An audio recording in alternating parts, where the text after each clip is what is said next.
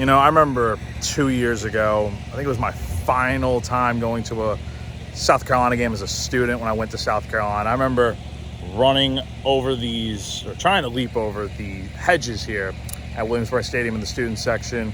I got over, ran onto the field behind me here, and you could see, man, the damage. South Carolina's got a game in 2 weeks, and that is going to be, it's different from when they beat Tennessee 2 years ago, 63-38, and you had a whole offseason to get these hedges right, but now it's going to be, I don't know what they're going to do in 2 weeks, but anyway, South Carolina picks up insane 44-20 win over the number 10 Texas A&M Aggies here on Saturday night at Williams-Brice Stadium. It's a late night right now. It's definitely past 1 a.m., and it's been a crazy evening. Where do you even begin? Look, first off, these hedges destroyed. Fans stormed the field after this game, rightfully so. No one was keeping them off the field. They had something on the Jumbotron here about how the SEC will fine them X amount of dollars, and no one cared. Like, that's plain and simple. No one cared. But they stormed the field, and it was a madhouse here.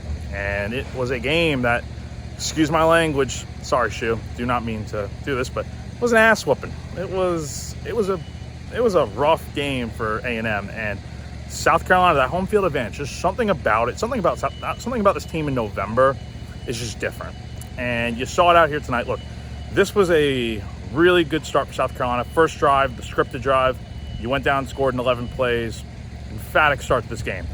And then you get another touchdown, and it's 14-0, and you're like, okay, what's this game going to be like? Is it going to be like LSU, where you have a 17-0 lead and you can't really do anything more with it? Or is it going to be a game where South Carolina finally gets over that hump and gets that win? Well, it was a little bit of both. We'll start with the not so good. South Carolina had that lead, was leading 17-6 at one point, and then A&M storms back, takes a 20-17 lead. Luckily, and this does not get talked about enough, and it probably won't be talked about a lot in the grand scheme of things, but Alex Herrera kicking tonight was fantastic. I think he was 3 for 3 on all his field goals. I don't have a stat sheet with me or anything, so going off the rip here, so sorry about it if I'm wrong. But Alex Herrera was awesome tonight, and he had that field goal going into the half to tie the game at 20, and that set the tone for what South Carolina did the rest of the way. Gave you a little bit of hope that, okay, you're tied at halftime, brand new game. That's kind of what Demetrius Knight was saying, is that it's 0-0 going into halftime, and they just got to reset and play their game. And that's exactly what they did. South Carolina outscored the Aggies 24-0 in that second half, and it was an absolutely dominant performance. I mean, the defense, look, for not having many sacks tonight, they did come through with a few at the end, with 2 sacks on what was one of the final drives of the game against Aggies quarterback Marcel Reed. But overall, man, this defense, I mean, what can you say? They came out to play tonight, and we've seen it all year. And look, even when in the face of adversity, when you're tied at 20 and you give up some points, they still came through. They played their best football in the second half, and let's give some credit to this offense. All right, how about all the folks out there that love to call out Dal Loggins and say he's a terrible offensive coordinator, this and that, and don't come at me with calling you out for saying that. Like, it's true. A lot of people have kind of just gone after Dal Loggins and the way he's been calling games and stuff, and how the offense has struggled and it's all his fault. I get it. I do. Seriously. Like, I understand the frustrations, but tonight, and he honestly had been doing a very good job lately. Like, Oklahoma I thought was fine. Alabama was a really good game. LSU, you scored 33 points. Like, tonight was just the cherry on top, the creme brulee, whatever we want to call it. I don't know what the right saying is, whatever. It's late. But the point is, the offense was on another level tonight, and it was a fantastic performance. Lenore Sellers was outstanding throwing the football. Well, not even really throwing the football. He wasn't that good, but he did his job. Josh Simon had 2 touchdowns tonight. Rocket Sanders was Rocket Sanders. And Sellers ran for over 100 yards. So overall, great game for this offense. Great game in general for South Carolina. Now, the question is, where do you go from here? Because does it feel like there's anywhere to go after this? I mean, is this not the mountaintop, having all this and having this behind you, a field that was stormed? Well, I hate to say it, but there are 4 games left to go.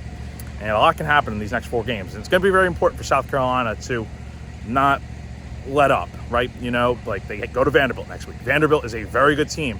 And it could kind of be like a Texas A&M scenario where A&M was coming off that huge win over LSU, and then they come out here and get dominated by South Carolina. And that, I'm not saying that's what's going to happen next week, But you got to play your best ball next week, and you got to be ready to go. And Shane Beamer was already looking ahead to Vanderbilt in his post-game press conference, talking about how they need to be ready for that game. And then after that, you get Missouri at home. Wofford you should win to get the bowl eligibility. And then you go to Clemson to end the year. And Clemson, funnily enough, on this night, just as fate would have it, Clemson throwing bottles on the field in a disastrous loss to Louisville. And here's South Carolina storming the field after beating a top 10 team. And just something about November, something about the blackout game, and something about these South Carolina Gamecocks. They are a good team, 5-3 on the year, 3-3 in SEC play.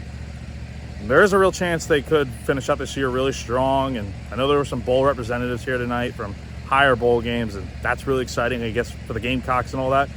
But right now, if you're a South Carolina fan, you should be really, really thrilled about this team and what they've got cooking. Obviously, they've had some close losses this year, but they finally got over that hump. And the way Shane Beamer described it, I asked him about what is that feeling like when you finally are able to get over the hump and pick up that win after having such gut-wrenching losses against LSU and Alabama. The way he described it was gratitude. And I think that is the perfect way to sum it up. And again, what a night. This is going to be a night, November 2nd, 2024.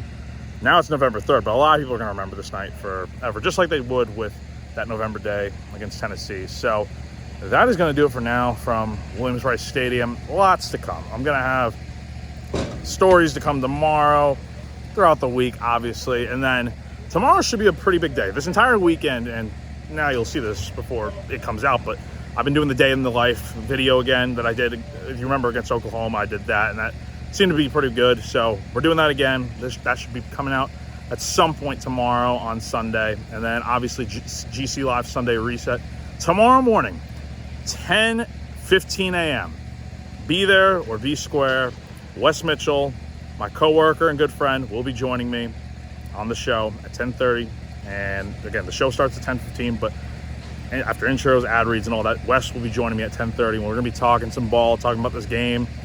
And then on Monday, back on 107.5 The Game, to be talking about this entire, oh man, Reaction Monday is about to be so crazy. Again, South Carolina picks up a 44-20 win over Texas A&M on Saturday night. The Gamecocks are back in action next Saturday in Nashville against Vanderbilt at 4:15 p.m. on SEC Network. I'll be in Nashville for that. Should be a good time. So that is going to do it for now from Williams-Brice Stadium. Again, here is the scene behind me one more time, 360 view.